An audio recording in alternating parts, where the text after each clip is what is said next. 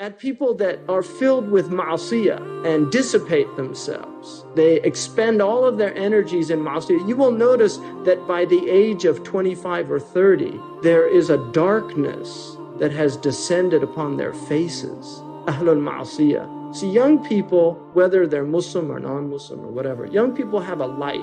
And that light is simply the fact that they have not accrued a lot of wrong actions. That's why if you see dark young people, you know something's seriously wrong. But there is a light in youth that is simply the vigor of youth, and it's also the fact that young people have not accrued a lot of wrongs. If you look at children, it's stunning.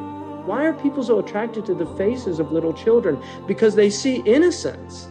Why is that innocence there? Because there's no wrong actions. So you're attracted to purity by nature.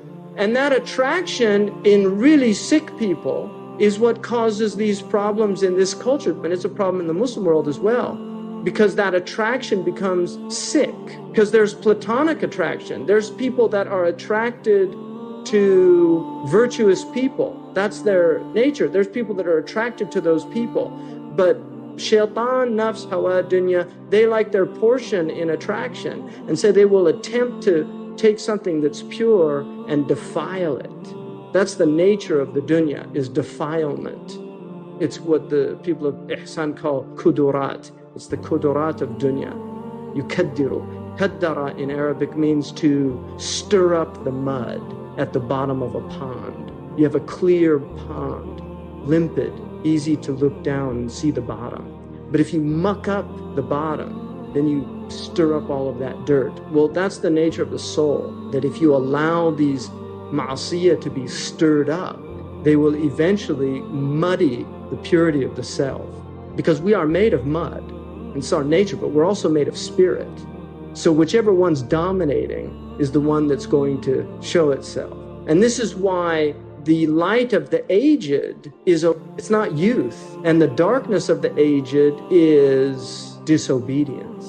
Absolutely sound principle. So if you look out there, I mean, I wanted to do just an experiment where you took all of the pictures of our awliya, our people, righteous people, and then just put pictures of all the old people in the dunya and just show the faces. Just show the faces and let people see for themselves which group they want to be among when they get old. And this is not about knowledge even, because you can see faces of purity in villages amongst the simplest people. And one of the things about us that should prevent us from any type of arrogance or spiritual superiority is that most of us are not even practicing the Islam of the most common people in the villages of the Muslim lands. I mean, if you go to Mauritania, I can show you people that nobody in Mauritania thinks anything of.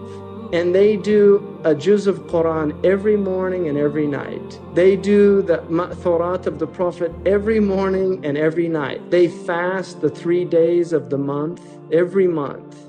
They give whatever little sadaqah they have to give, which is a lot more than what most of us do, because for him, a quarter is like $100 to us or more. And this is a ammi, it's just a simple Muslim, nothing special there.